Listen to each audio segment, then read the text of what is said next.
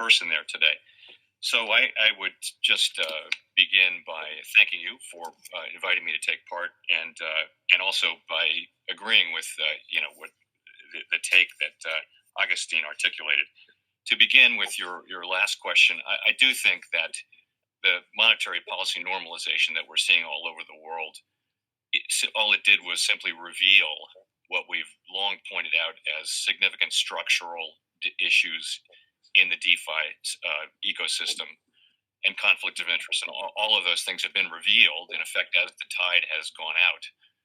So I don't think that's a particularly important part of the question here. Really, the question is that within the DeFi ecosystem, there are these very significant structural issues around transparency, lack of transparency, and I think Augustine did a nice job talking about them. So the good news, I suppose, is that the interaction between, from a financial stability standpoint, the interaction between the DeFi ecosystem and the traditional banking system and traditional financial system is not that large at this point. So we were able to witness the DeFi winter, but it didn't have significant effects on the banking system and broader financial stability, and that's a good thing. And I think it demonstrates the weaknesses and the work that needs to be done around regulation carefully and thoughtfully, and gives us a little bit of time. That situation will not persist indefinitely. Ultimately, that's not a stable equilibrium, and we need to be very careful about. And I guess we'll get to this a little later, but we need to be very careful about how crypto activities are taken within the regulatory perimeter. In any case, wherever they take place, as Augustine pointed out, there's a real need for more appropriate regulation, so that as DeFi expands and starts to touch more and more retail customers and that sort of thing, so that appropriate regulation is in place. Thank you, Francois. And you've also given me a perfect opportunity to point out that we have a long and proud history, actually, on working alongside the private sector in support of responsible innovation that encourages efficiency, lowers costs, and brings better products to the public. We do favor responsible innovation, including in crypto-related services or products. I think back to the times when checks kind of became obsolete in a lot of ways, and we were very much in the middle of fostering that transition. The Fed is also roughly a year away from rolling out FedNow, which is an instant payment system that will make instant real-time payments available to the public through their banks. So the whole point of regulation, of course, is to create a level playing field that will allow us to reap the benefits of true innovation while avoiding the pitfalls of regulatory evasion. So turning to regulation, I guess I'll make a couple of higher level points about the regulatory challenge that we all face, and then talk a little bit more about stablecoins, which I agree are to be thought of as quite different from unbacked crypto assets. So I guess the fundamental principle for all of us, I guess, is same risk, same regulation. Some of these crypto activities resemble traditional financial activities, and they need that. They need same risk, same regulation wherever they take place. There are also some novel activities, though, genuinely novel, that are really a paradigm shift. For example, replacing intermediaries with smart contracts or decentralized governance and control structures. And so these novel structures create potential new risks, and I think we have a lot of work to do on that.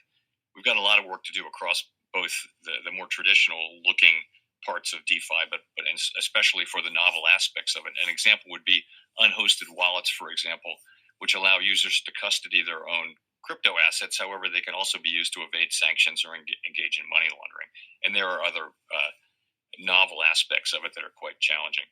Not least, as I guess two of my colleagues have pointed out, the fact that this is a borderless world, and just we look to regulate an entity. And as I think Ravi pointed out, if that entity is an algorithm, how do we do that? So there's a lot of work and a lot of thinking to do to determine what practices are acceptable, which ones are flawed and predatory, what can be done to address these problems. This is this is new technology. It certainly has the possibility to bring improvements and efficiencies to the financial system. We've got to realize, though, that in some cases, these apparent efficiencies are really superficial in the sense that the cost saving comes from ignoring risks or failing to maintain appropriate levels of assets to and liquidity to deal with those risks in good time and bad, and from complying with laws. So those are some higher level points on stable coins in particular. So as I think others have pointed out, most of the usage of stablecoins now is on the crypto platforms. In effect, stablecoins are a money-like asset that is used to settle transactions on DeFi platforms. But many stablecoin issuers are talking about it, and there's a great deal of interest, I think, everywhere among potential stablecoin issuers to reach the general public more broadly, including retail payments and that sort of thing. And I think so. That's really what our main focus here, from a regulatory standpoint, is should stablecoins be used in that way, much more broadly, much more public facing, away from the crypto platforms? What's the appropriate regulatory structure? And we have a group of U.S. regulatory agencies under the leadership of the Treasury Department put together a proposal or an analysis and a proposal, and we encourage Congress to pass legislation, which we think is needed for this kind of stablecoins. I'm happy to say that the House Financial Services Committee here in the United States is working on a bipartisan bill. That's a very constructive enterprise. I will say that from the standpoint of the Fed, the central bank, we think that the central bank is and will always be the main source of trust behind money.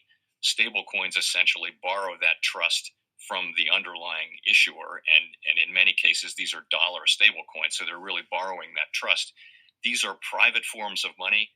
They will be subject to runs if their reserves are not full of very high quality assets. So there's a regulatory job to be done there. We also think if you're going to have private money created across the country, really there needs to be a federal role. I would liken it to what happens with the dual banking system here, where there's a very important role for state regulators, but there's also a role for any commercial bank in the United States.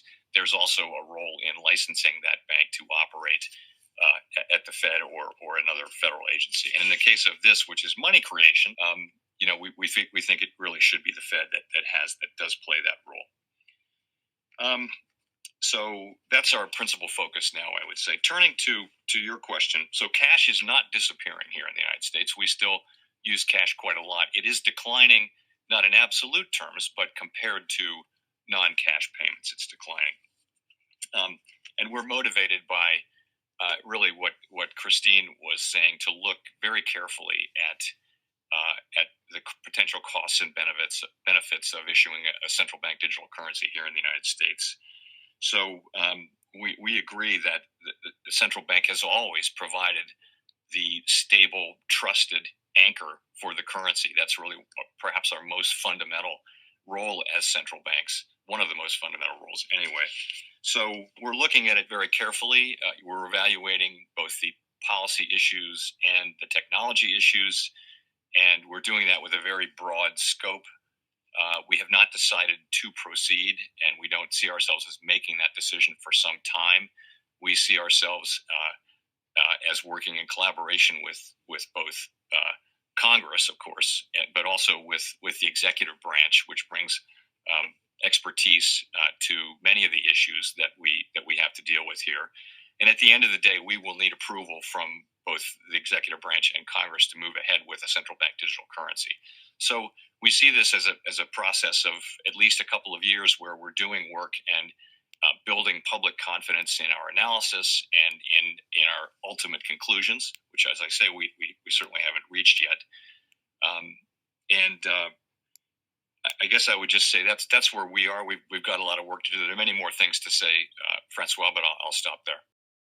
I think, Francois, that's a very reasonable observation. If you think about, and these are not the stable coins that are being used on the crypto platforms. This is a world in which stable coins are being offered more to the general public. So they have aspects of bank deposits. You could say they have aspects of money market funds, And of course, both of those are very substantially regulated, and appropriately so, because the general public will look at, I think we know from our experience over time, they'll look at a form of private money like that, and they'll assume that it's money, that it's money good, that it has the central bank's backing, or something like that, so that they can trust it. And we just need to make sure that if the public is going to be facing and dealing with stable coins that carry that implication, that the reality is there. And I guess Ravi mentioned the reserves. The reserves need to be transparent, publicly, transparent to the public, and they need to consist of the kind of credit assets that will always be there when there's a need to fund withdrawals. Because otherwise, the structure will be run-proof, and we saw that in the last few months. In a couple of cases where stablecoins were not able to handle the withdrawals. And we saw it regularly with money market funds in the last two financial crises. In both of those cases, some of the money market funds were not able to, or really struggled to keep up, and the Fed had to step in and provide liquidity to that part of the market. So again, that's another form of private money, and we think it needs appropriate regulation. We haven't made, as you know, decisions to proceed or not, but we issued a discussion paper in January of this year, and we said that we think that there are four characteristics of, if we were to pursue a CBDC, it would at a minimum have the following four characteristics. First is intermediated. Second is privacy protected. The third is identity verified. So it would not be anonymous. It would not be an anonymous bearer instrument. And fourth is transferable or interoperable. So we would be looking to balance privacy protection with identity verification, which has to be done, of course, in today's traditional banking system as well. That I think central bank digital currencies were concocted in hell by Satan himself. They are incredible control by governments over everybody's bank account, and they are they're going to create a void of privacy for every individual citizen. I think they're horrible, but I think that's where they want to go. Give a type of money that can only be spent for a specific number of reasons. And some worry about that state control or whatever, but like in this particular narrow use case, you want to give checks to individuals to get the economy moving again. Yeah. So if you think of programmable money that expires if you don't spend it.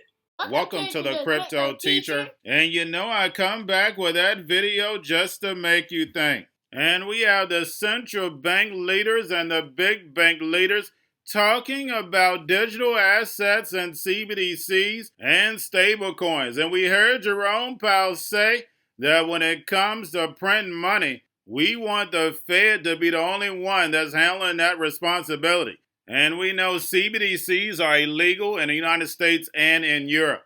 And the only way it can get pushed through is through Congress. And guys, we know these politicians are paid and bought for. That's the reason why it's so important to use your voice. Contact these leaders and tell them no. Because guys, we know these central bank digital currencies give them total control. They'll be able to tell you what, where, and when, and how to buy. And then also we have the robots, algorithms, and drones that are going to be taking over the economy. And they'll be airdropping you this free money. And you have 3 to 6 months to spend it or poof, it's gone. And don't forget the sheet will be inside the metaverse. Spending those stable coins. And remember the Crypto Teacher told you, because he knows when it comes to the New World Order, it's all planned out. You have a wonderful day. We're going to a different economy, and we're going to be learning more about that as we go. But clearly, we're learning that things can be done from remote locations. We're learning that technology can replace people even more than we thought. We're not going back to the same economy. We're recovering, but to a different economy, and it'll be one that is more leveraged to technology. And I worry that is going to make it even more difficult than it was for many workers. In Silicon Valley, and my friends who work in technology know that what we did to the manufacturing workers, we are now going to do to the retail workers, the call center workers, the fast food workers, the truck drivers, and then even bookkeepers, accountants, insurance, agents, lawyers, and on through the economy. So what happened to the manufacturing workers is a very clear sign. This effort.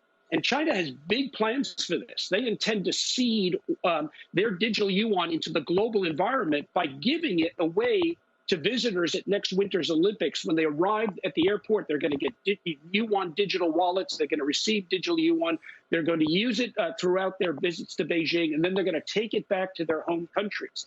They see this as a huge advantage. Why? Because who controls the underlying protocols, who controls the underlying standards of the future of money will control the future of money.